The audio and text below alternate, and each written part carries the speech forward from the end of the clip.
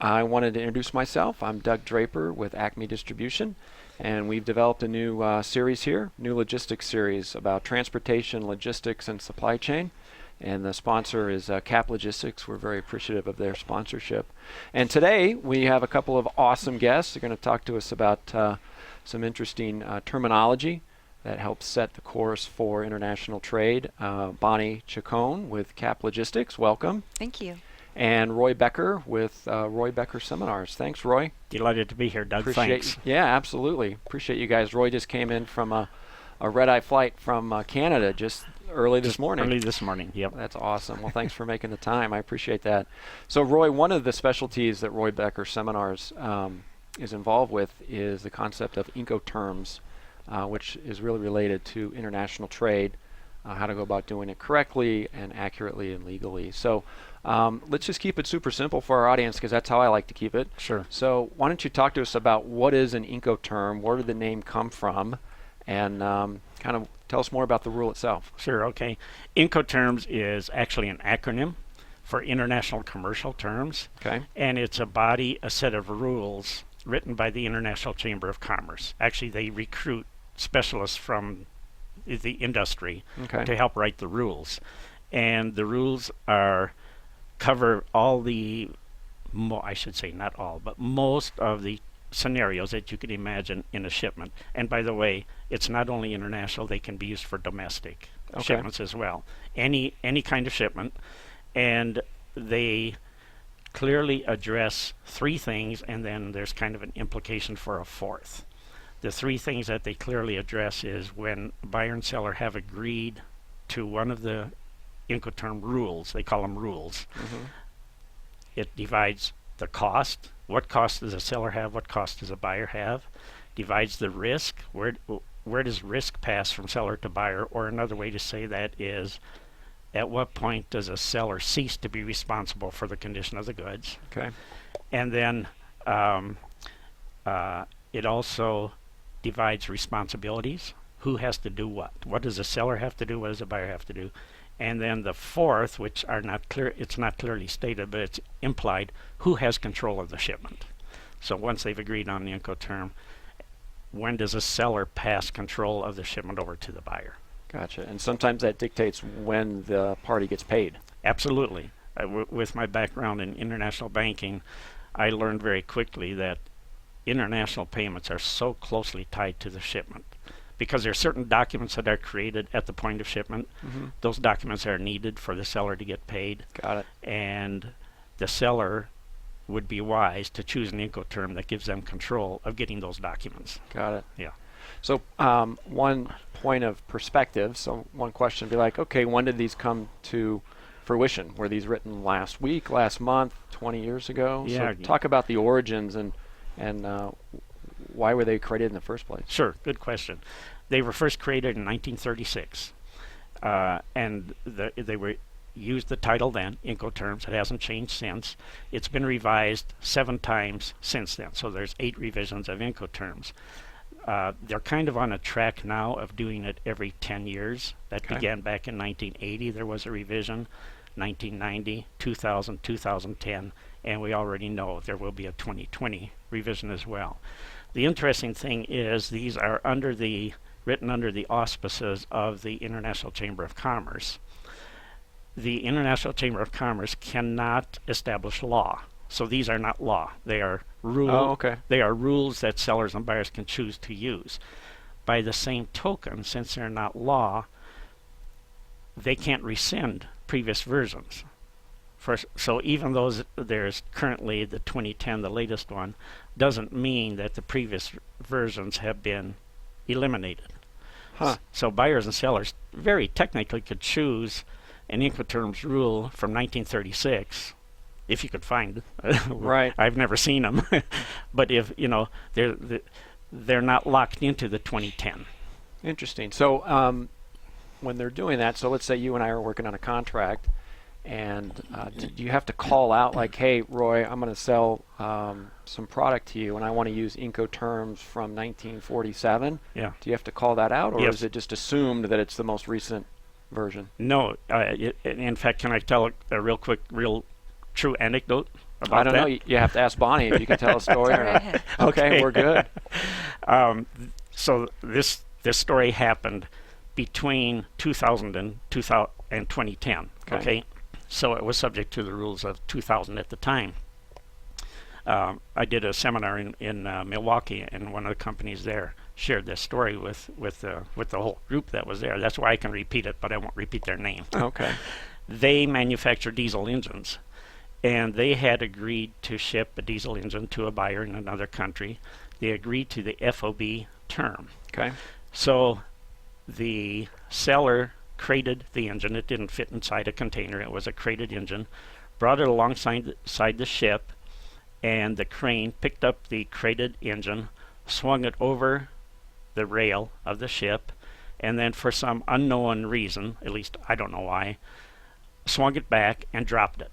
So it dropped and broke through the dock, went into the salt water, and ruined a $1 million engine. So the question is, who's going to bear the loss of a $1 million engine? And it went to court.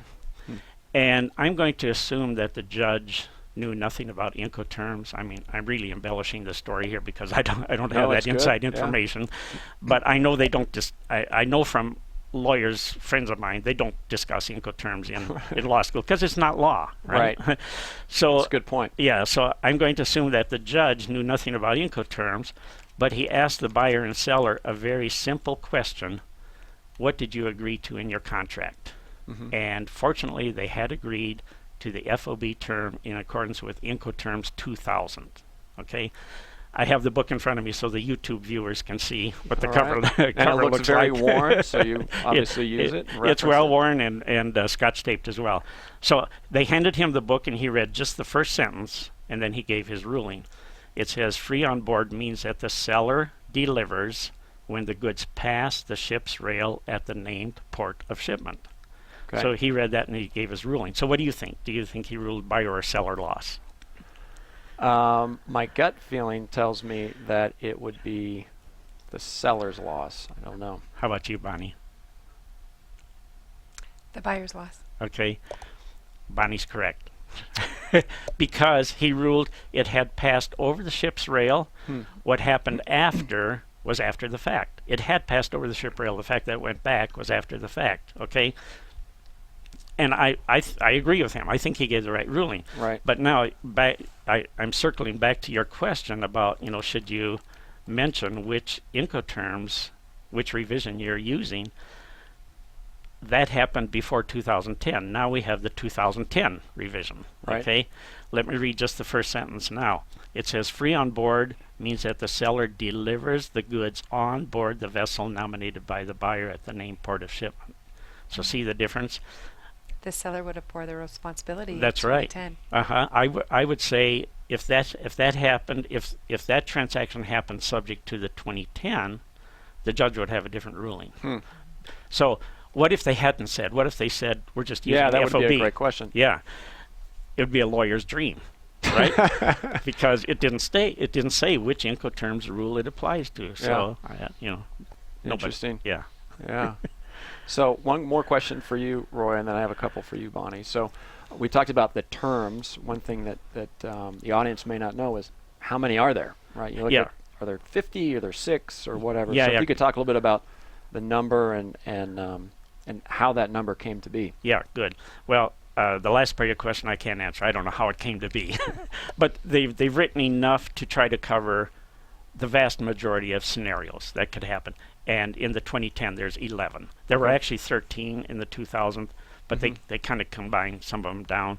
And there's 9 of them. And it's covers everything from the seller has virtually no responsibility, no cost, which is the X works term. Buyer has to do everything. Buyers take on all costs. Buyer takes on all risk. You move to the opposite spectrum of DDP, delivered duty paid. Yep. The seller has to take on all costs, all risks, all responsibilities to get the goods to the buyer's door. And then there's in between. It could be at the port of export. It could be at the port of import or airport. These rules are not limited to ocean. It covers every mode of transportation. Gotcha. Yeah. Good deal. And if you're really looking for an in-depth explanation as to the individual Incoterms, Roy was gracious enough a couple years back to do an Incoterms training video that's actually posted to the CAP Logistics website. It's been viewed thousands of times. It's probably one of our best classes and videos that people like to frequent and kind of get brushed up on. So I'd recommend people who really have some serious questions watching that video. That's terrific. Thank you for the endorsement, Bonnie. Yes. Yeah, that's great. So Bonnie, one thing that we talk about in this series is always about the service provider and the user of services.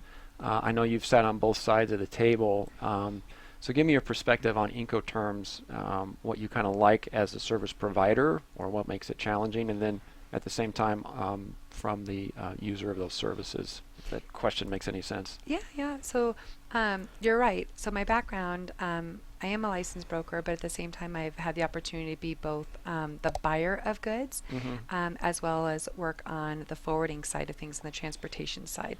And so I think that gives me a good view into where Incoterms are used properly and where they're not. Right. And I can say majority of the time I actually see them not used properly. And I think that's probably a huge miss within organizations as a whole. It's amazing, Roy had spoke about Incoterms really cover cost, risk, and responsibility, and even cost, the point of which you take ownership. All of those things are so critical and important, really at the highest levels of an organization. And yet, people usually at the highest levels of the organization don't have their own knowledge of Incoterms, what they are, how they impact their organization, and therefore don't have a standard of communication or thought process or why they use a certain one versus another, and then have that rule created at the top and penetrate that down in terms of how they want their shipments to be organized and their buying processes to happen. So overall, I think that's probably just from the company side of things, I think that's a big miss within organizations, especially today when there's so much turbulence and everybody's looking at just shaving margins and trying to get everything that they can out of their supply chain.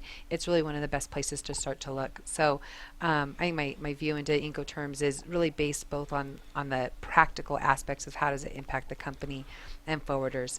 I usually like when companies will, if they don't have a thorough understanding of Incoterms, at least pick the 2 or 3 that are most common and safe, really. And from that perspective, I like either XWorks or FCA and DAT.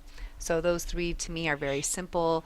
They're very straightforward, and I think most people can work well within those.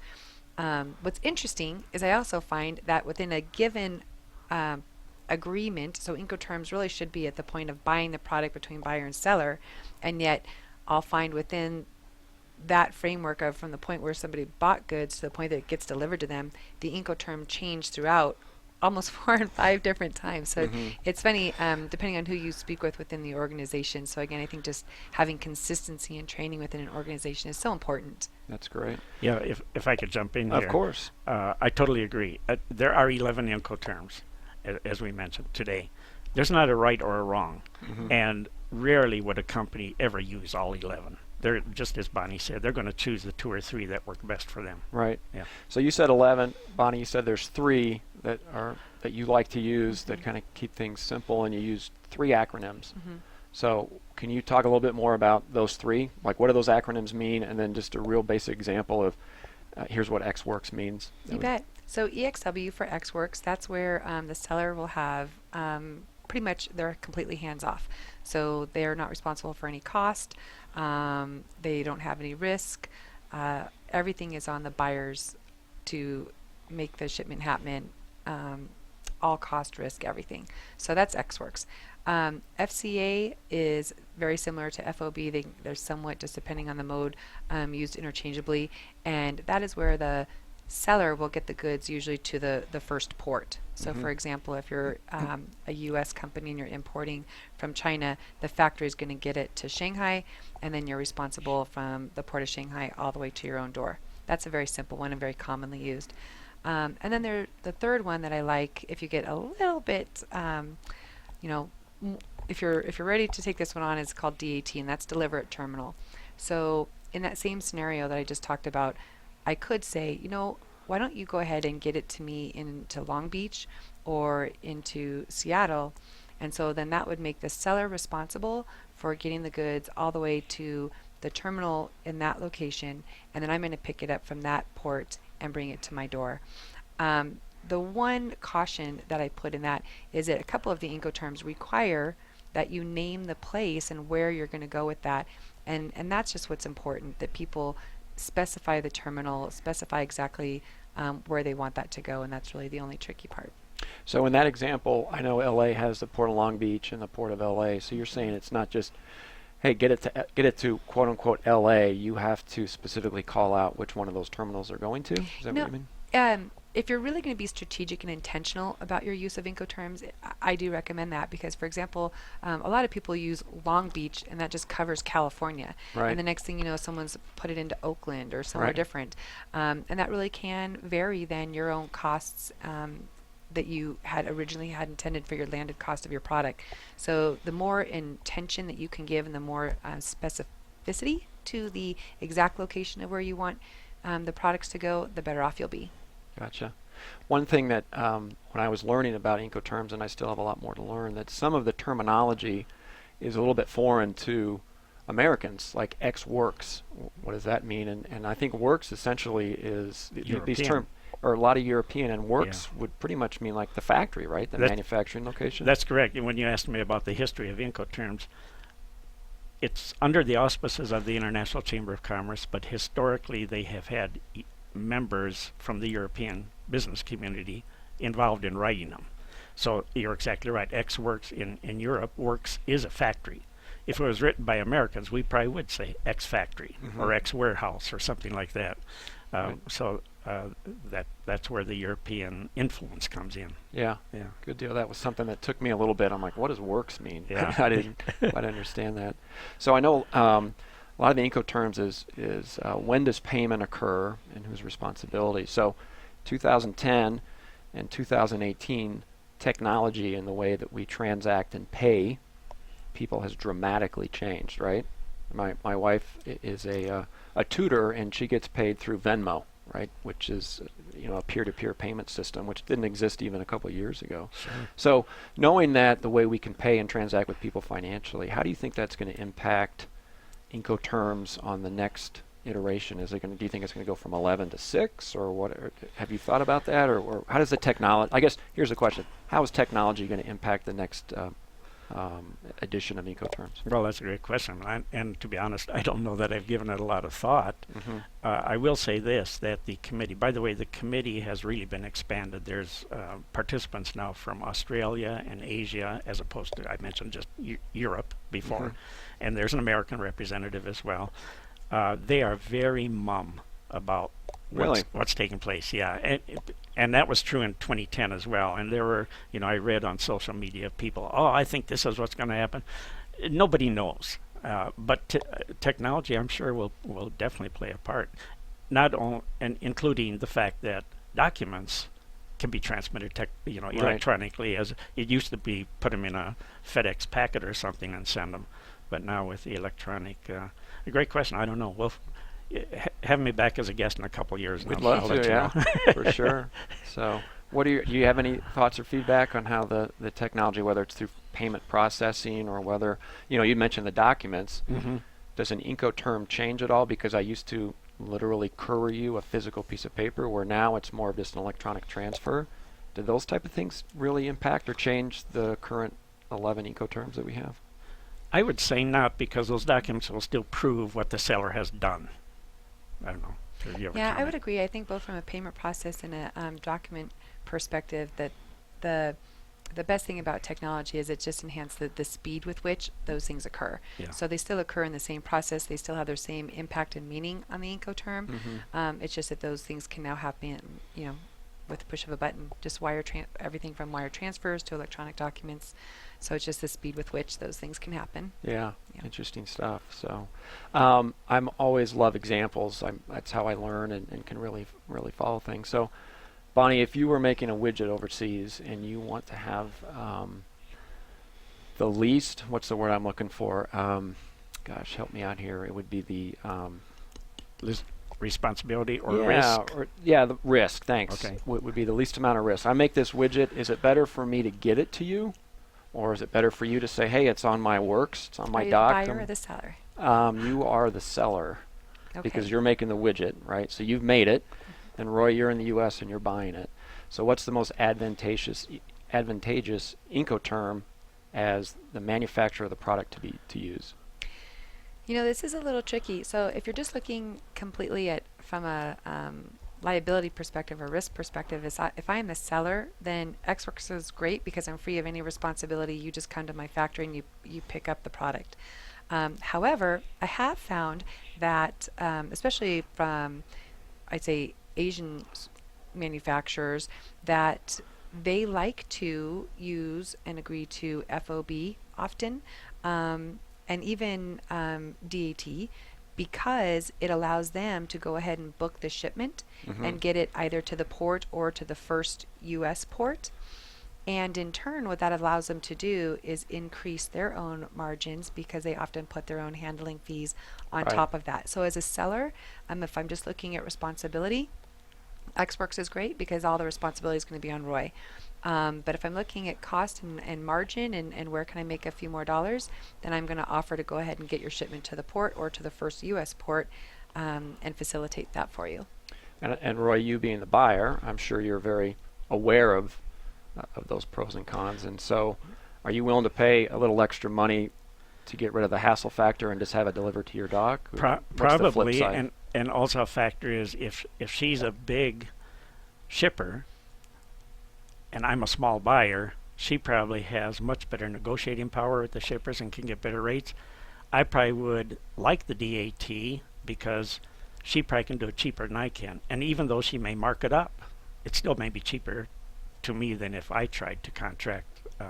And another point to come in, you asked us to focus on risk, but another factor is the responsibilities. You know, is who's in a better position to get it to the port? And you know, if it's an FOB shipment, she's in China, I'm in the U.S. It's probably a whole lot easier for her to get it to the port in China than it is for me to do it. Gotcha. Gotcha. Let's talk about duties and taxes related to an import. I know that's a hot topic that we'll discuss at later episodes of the show here. But how does the Incoterms affect who pays duties and taxes? Is it completely separate and off the table, or is that rolled into the terms? Absolutely, it's rolled in, but I'll let Bonnie address that. She's had a lot of hands-on She's experience smiling, with it. so she knows what's going on. Yeah. Yeah, the Incoterm is critical in terms of who's responsible for paying the duties and taxes. And I think, especially today, this is a conversation that Roy and I could probably spend just a full hour discussing that portion of it, because most of your governments, both here within the U.S. as well as foreign governments. So let's say, for instance, I'm an importer into Brazil or I'm an importer into Germany. Most of your customs offices base their duty and tax off of not only just the cost of the product, but the cost of shipping and everything else that goes into it. So the Incoterm plays such a vital role because it says who paid for what, and therefore the amount of duty that you would potentially pay is going to be based off of that factor. Got it. And the Incoterms also drive who does pay the cost. You know, for example, she used the term X works, where the seller basically says goods are at my back door, come and get them. Then the buyer has to pay the duties to bring the goods into their country. And that's true on all the Incoterms except one, which is DDP, where the seller agrees to take on all costs, including, so if she quoted DDP to me, then she would take on the cost of clearing the goods through customs even in the U.S. and get it to my door. Got it. Yeah. Got it. But the duty rate itself for the particular item doesn't change depending on who's paying for the duty. It's the U.S. government or the country that really defines that. Incoterms Correct. doesn't do that. That's correct. Got it. Yeah. Cool. So on our conversation today, Roy, we're going to be wrapping it up. So if there was one thing in our brief discussion, and we could go on for a very long time with this, what would be the one thing you'd want the audience to take away from Incoterms today? I would say there is no right or wrong Incoterm. Just whether you're the buyer or the seller, when you've agreed to an Incoterm, go to the official book to see what are your responsibilities. 'Cause it becomes like a checklist, and it will prevent the buyer and the seller from making mistakes. That's great. Bonnie, do you have any comments? You know, I'll say it differently than Roy did. I actually think there is definitely a right or wrong Incoterm, but you further explained in the fact that if you have thorough knowledge of the Incoterm, then the right one for your organization can make all of the difference, and the wrong one can certainly hinder and hurt your organization. So there is a right and a wrong one. It just depends on what your organizational goals are, what your objectives are, where you want to control your costs, where you want to have visibility, you know, your total overall carrying costs. All of that is a part of what strategically and intentionally you choose to use as an Incoterm. And if you're not knowledgeable of that, then certainly reach out to Roy, reach out to experts here at CAP Logistics, because we're happy to help further those conversations in order to make sure that you as a listener and as a company are importing, utilizing the best Incoterm that's strategic and right for your company. Excellent. Well, I want to thank both of you for joining us today. It's a interesting topic whenever you start dialing down and on, and we could have many more conversations about it, but I think that we did a pretty good job of giving an overview. So thank you very much. A Appreciate pleasure. your involvement Thank today. you so much. Yep. Good to Alrighty. see you. See you guys.